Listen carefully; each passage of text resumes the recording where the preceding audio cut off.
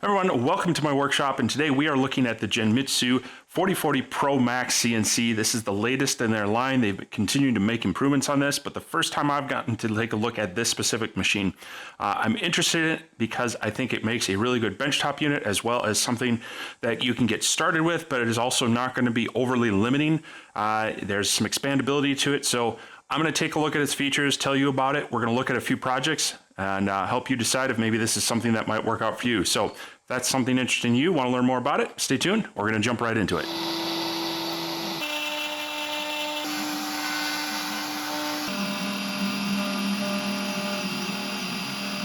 So I'm not going to go over the whole build, as there are pretty good documentation in their manual as well as some videos on this, but I will touch on a few of the points. Now, it does come fairly well assembled. A lot of the main components, the rail assemblies, the sides, and the gantry are mostly pre-assembled, so a lot of it is just bolting it together.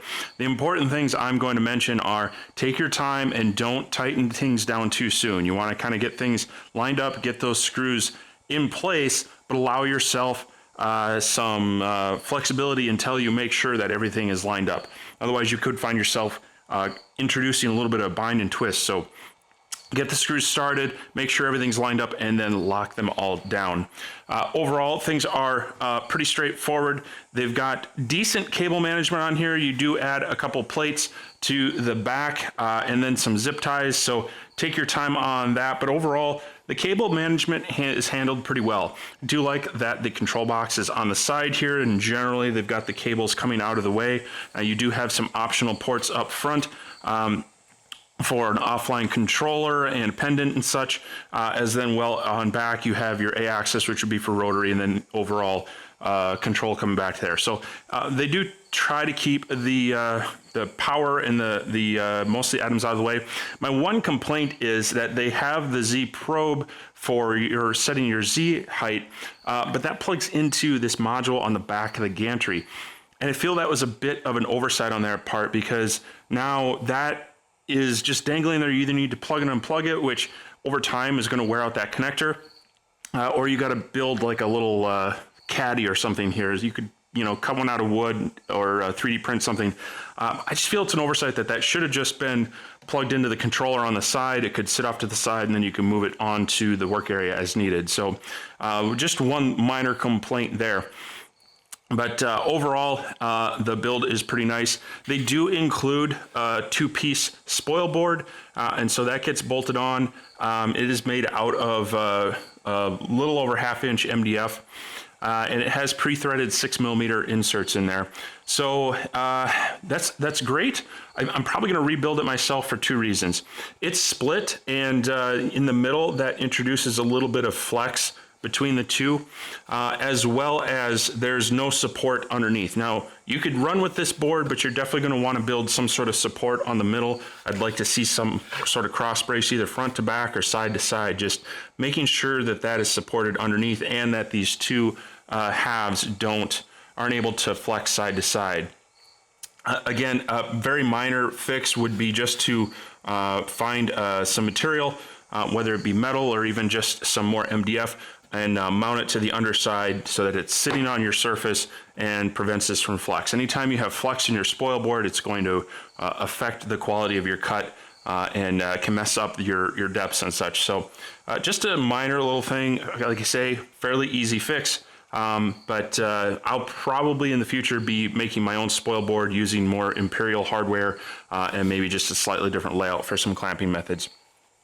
Now, some of the improvements from this one over past units is really in the gantry area and the Z-axis. They've added dual linear rails to this, kind of beefed this up to help prevent flexing.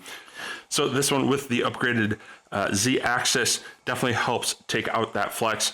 As well as in the kit, they're now including this 710 watt compact trim router, which also has an ER11 collet, which is really nice because you can get kind of universal collets for different sizes. They include a 4mm as well as an 1/8" collet. I would recommend you go ahead and pick up a 1/4" one as well, as that's a very popular bit size, and go ahead and get a collet and a nut set for it so you don't have to swap those out too often. But having those is really going to open up a lot of bit options for you. So the combination of all those is really nice. And the fact that this router does go down to, I think, 6,500 RPM and all the way up to 30,000 RPM. That's just controlled with the small little dial on top here. It's fairly decent. It's not as smooth as I would say. It feels like it kind of steps up instead of kind of a more linear speed control on there, but it does give you pretty decent variation. The fact that it can get down to that 6,500, 7,000 RPM gives you a little more flexibility, because in some materials you're going to want to really slow down that bit to make sure you're getting the chip load you want and creating chips and not dust. If you're spinning the router too fast and you're not moving through the material quick enough, you're going to cause extra rubbing and it's going to burnish your material. It's going to heat up the bit and you're going to start having problems that way. So having a greater range, being able to slow it down, is a big benefit. So the entire unit is driven by lead screws off of NEMA 17 48 millimeter motors. Some people may feel these motors are a little undersized for it. And yeah, I think you might not be able to take the fullest advantage of this. They've beefed up a lot of the frame, but the control motors are still kind of your smaller end of the stepper motors. But that's, I think, on their part is a balance of cost value, trying to keep this affordable for beginners. And they do offer a number of upgrades for this. So you can get the longer rails to extend it. You can get a upgraded spoil board. You can add offline controllers, wireless controllers and such. So they have thought in some upgradability. I don't know if they're going to ever offer, maybe an upgraded stepper motor kit, because that might also get into a new controller. And you start getting into that and you're getting more expensive and spending more money on the machine than maybe you need to. So I think they've tried to strike a good balance between rigidity, capabilities, but still keeping this in that kind of budget mind for a benchtop router. And one of the things that I do appreciate about this machine is it is fairly stout, it is fairly rigid, but it is still somewhat portable. So it is possible to pick this up and move it around. So if you have a smaller shop where maybe you need to be able to bring this out, but then tuck it under your workbench when it's not in use, this is still going to be your option. A few months ago, I took a look at their 6050 Pro Max CNC, and while that is bigger and far more rigid, it is a heavy beast. I would not want to move it by myself, let alone try to tuck it underneath a shelf or anything. So if you're looking for something that you can use, but also then tuck away, this is definitely going to be a nice option for you. Now, one of the things you are going to need to consider with this is dust collection. It does not come with a dust boot in the kit, but they do offer some options, and they do have this one which is going to fit onto a 65 or 69 millimeter spindle. So this one, being a 65 millimeter body to the trim router, will slip in. You do need to use the adapter, and this will slide over the end here, and then it will clamp down in place. Now, what I've found with this one is it does fit and works well with your smaller 1/8 inch and 4 millimeter bits. They tend to not be sticking out so far, but when you're getting into some of the 1/4 inch bits, it's kind of getting at the limit to where these brushes are going to actually still meet the material and really maximize your dust collection. So it may be something that you need to look at some possible aftermarket options if you do a lot of 1/4 inch bit cutting, but they do have some nice options. Now, this end is an 1.5 inch hose adapter, so some shop vacs will be able to plug right into that. I did have to 3D print a little adapter to be able to use one of mine with it, but that's just something else to keep in mind if you're going to purchase this dust shoe from them. It does have a magnetic end on it, so this will pop off, allow you to change bits fairly easily, and so it's something that will decently get you started, and is something that's very important, because as you're cutting through material, it is going to be creating a lot of dust and chips. Hopefully more chips than dust, but all that will have a tendency to blow around. The router is air cooling itself, so it's blowing air down, and all of that debris can get on your rails, get on your screws, and you're going to need to do some maintenance on that. So anytime you can prevent that from getting out, it's going to keep it cleaner, but eventually you will need to get in here. These two side panels do come off, so you can get at the lead screws there. Same with this top one here. This panel will come off, and so you'll occasionally need to wipe those down, get any dust and debris off there, and then go ahead and re-oil them with some light machine oil. get it back up and running. So there is a little bit of maintenance with these machines, but if you keep up on it and you try to keep your dust down, it's going to make that a lot easier for you. All right, so let's take a look at some of the projects I was able to do with this machine in just my initial tests. So wanted to start out with their included bits. They give you 3 of these, and they're basically 4mm 30-degree V-bits there. You see it's just kind of a flat end V-bit fine point shape, and those are good for doing basic engraves. And so figured why not just take my logo and see how it would run. So ran this at about 55 inches per minute and just let the software pick the depth for the engrave. Now this took about 6 minutes to finish, and a lot of that is these little stitch marks in my logo. They always create an extra hassle because it had to circle around each one. Otherwise, this probably would have been a lot faster. It came out pretty well. Didn't have to do a whole lot of cleanup on any sort of engrave like this. You might get a little bit fuzzy, so just a very light sanding off the top. But this is basically how it looked coming straight off of the machine. So pretty happy with how that went. So figured we'd step it up, and some of my favorite bits to use are from Cadence Manufacturing. Cody over there produces a lot of great bits for makers, and he gears them towards more of these hobby level machines. And so one of the things he has is his groovy line. So these are also engraving bits. You'll see that's a 3 flute. This is actually a down shear bit, and it's a 60-degree, which allows you to get a little more width with the depth, and so went ahead and created this welcome sign off there. So this one I ran at 60 inches per minute, of course swapped it out with that 1/4 inch collet, and the pass depth each time was 0.1 inch, and then again let the software pick the depth that it needed to go. This one again took about 5 minutes to finish. There didn't have as many small details to go through, so it was just carving through the letters. Had just a little bit of cleanup on this one.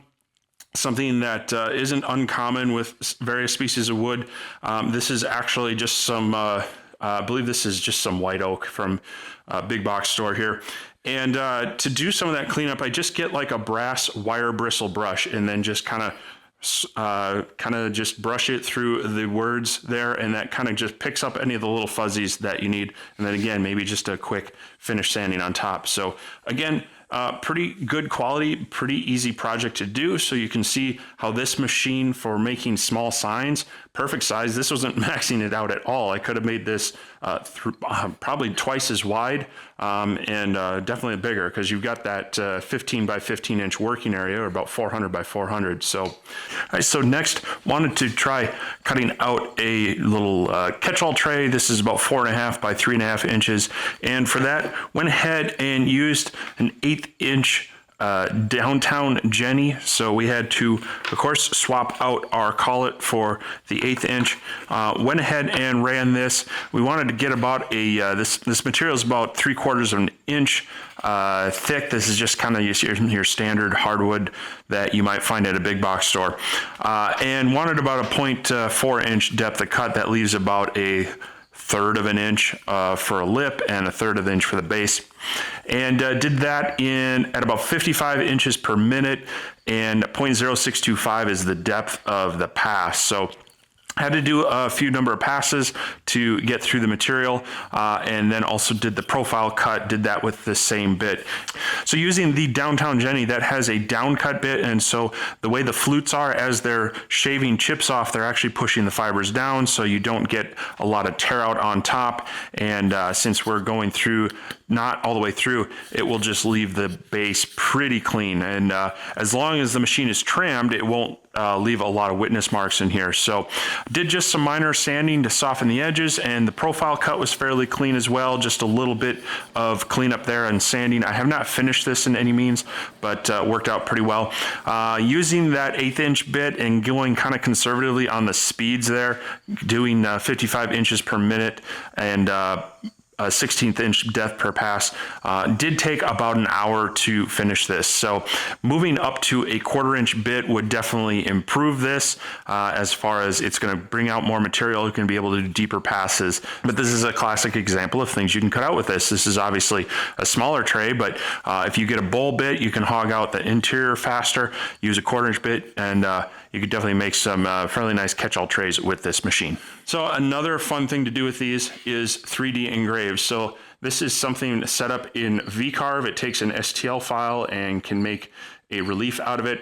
And so this is done first. I use an 1/8 inch bit. So I use that same 1/8 inch Slim Jenny bit to do a roughing pass, and that kind of hogs out as much material as it can. And then it comes back, and I used a 1/16 inch ball nose Slim Jenny, again from Cadence Manufacturing there with Cody, 1/4 inch shank on those. So use the same settings on the clearing pass. That was 55 inches per minute and 1/16 inch pass depth. That took about 12 minutes. Then using that 1/16 ball nose, I had the speeds up to about 75 inches per minute, could possibly go faster, 40% step over, and that's where it does take a while. This is a kind of set it and work in the shop to the side. It took about 2.5 hours to finish it. But the more time you give it and the less step over, the more detail you get, especially with that 16th inch ball nose, and it ends up giving a nice detailed finish. So I did put a little bit of oil on here just to kind of help bring out the shading and the detailing on there. But another fun thing you can do with these benchtop CNCs. So this is all set up in VCarve Pro. As far as the software they provide you, when you purchase it, they provide you a few clip art type things you can do. And so this is one of the ones I got for free with the software. So definitely a fun thing, and actually did a pretty decent detail. I did just a very light sanding on this just to kind of clean up some things before finishing it, but overall the ball nose finish actually came out very well, very clean, not a lot of stuff to clean up afterwards. So you can also cut interlocking parts. So this is a simple 4-inch box I made out of 3mm material. Again, using that 1/8 inch Slim Jenny with the down cut, went ahead and pushed this through at full depth of cut, which came out to be about 0.118 inches, 55 inches per minute. I did add tabs to this and ramps to make sure that it held in place. And then also added what are called dog bones or fillets in the corners, and that allows your joints to become nice and tight. Otherwise, you're going to have a rounded corner there instead of that little relief cut that you can hopefully see there. That allows the square joint of the box to notch into that. And this is one of the things between a CNC router and a laser. The laser, you're going to get much finer points, but you're going to have, you know, the dark and charred edges, where these are nice clean edges, but you have to have a little bit of relief. Now, you can play around with that to kind of minimize the divot. Generally, to start out, you just go with the radius of your bit because it goes in halfway, which allows that relief instead of leaving a rounded corner. But you can play around with your material as well as those to minimize them, but still allow them to join up nice and tight. But again, this worked out pretty well, and the cut for all 5 parts, the 4 sides and the bottom, only took 3 minutes, 39 seconds, and just had to sand off those tabs, and it fit together really nice. As a matter of fact, I haven't glued this at all, and the joints are holding pretty well. I could, of course, pop them loose, but just friction fitting together, they're working very well. So anyway, this is where I think I will leave the review of the 4040 Pro Max. I'm going to be doing more with this, but I wanted to give you at least some initial impressions of it, giving an overview of it, giving an idea of what it is capable of. I do feel this is kind of hits a nice sweet spot of an entry-level benchtop machine that has some capabilities. You're not going to outgrow it right away. Some of the other benchtop machines on there you can find cheaper, but they're very limited in their spindle, and that's going to give you some limitations. This one can engrave, it can cut, it can do deep cuts, as you can see with the tray and other items. So I feel like it's something that, as a hobbyist, for sure, it's going to be able to get you into CNC routing. Yes, there are some ways that it could be improved that are not deal breakers, but it's also not, they're not trying to make this to be the high-end machine that it could be. They're trying to find that balance between a budget entry-level machine that you can grow with a bit, but also keep the price down. Now they do have some upgrades for this. You can get extended rails for it. You can get a different spoil board. You can add on their wireless controller, their offline controller. You can add relays to control turn the router on or off. If you want to do that, they offer a lot of these things for you. But if you're just wanting to get started, not break the bank too much, I think this is a really good way to go. So if you are interested in this machine, I will have links down below where you can purchase it. Those will be affiliate links. It does a couple things. It helps give me a small commission, which helps me purchase material and continue to provide content on these machines as well as others, and also tells SaintSmart that you found my information valuable. It influenced your purchase, so they continue to want to work with me on future items as well. So I always appreciate you using those links, but as always, no pressure. So anyway, I hope you found this informative, and if you have any questions or comments about this or anything else you've seen in my workshop, go ahead and leave me a comment down below and I'll try to get back to that. And if there's something you want me to try with this machine, some project you'd like me to test, leave that as well. I always like to take viewer input on things you would like to see, as it's good for both of us then, and gives me some reason to come out here into the shop and play. So if I've earned it, go ahead and hit that like button. If you are new here, consider subscribing. You'll see more content like this, as well as project videos, tutorial videos, and sometimes just things for fun. But I hope you'll stick around, and I will see you in the future. But more importantly, I hope you can get out into your workshop and make something too. We'll catch you next time.